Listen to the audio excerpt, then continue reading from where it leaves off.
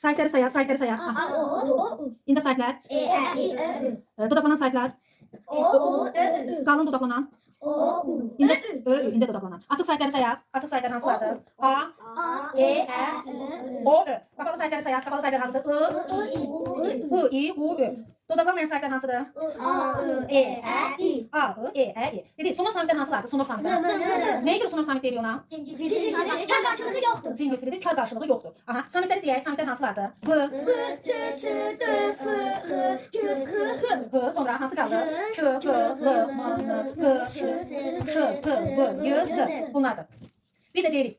Fonetik təhlil deyəndə nəyə başa düşürük? Fonetik təhlil deyəndə nəyə başa düşürük? Fonetik təhlil. Say səslər təhlil olunur. Say səslərin təhlil deyəndə nə başa düşürük? Qalın,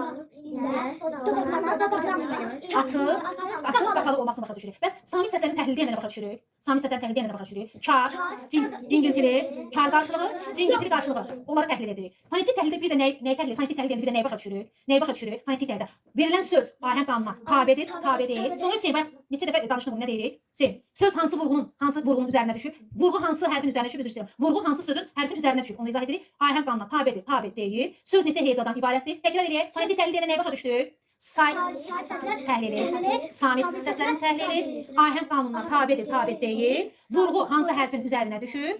Say səslərin təhlili deyəndə nəyə başa düşür? Say səslərin təhlili. Qalın, incə, uğur cavab ver. Dodaqlanan, dodaqlanmayan, qapalı olması, qapalı olmasını başa düşürük. Qalın, incə, qapalı, açıq olmasını başa düşürük. Məsələn deyirəm, Turan sözü neçə hecadan ibarətdir? Tuğra, 2 heca. Vurğu hansı sözün üzərinə düşür? Tuğra, hansı sözün üzərinə düşür? Aha. 2 tane kalın var orada. 2 dənə qanunla, ahəng qanununa tabedir, tabe deyil. Tabe değil. Ahəng nəyə görə? Çünkü 2 tane kalın var. İkisi də qanunla, ahəng qanununa tabedir. T nədir? T nədir?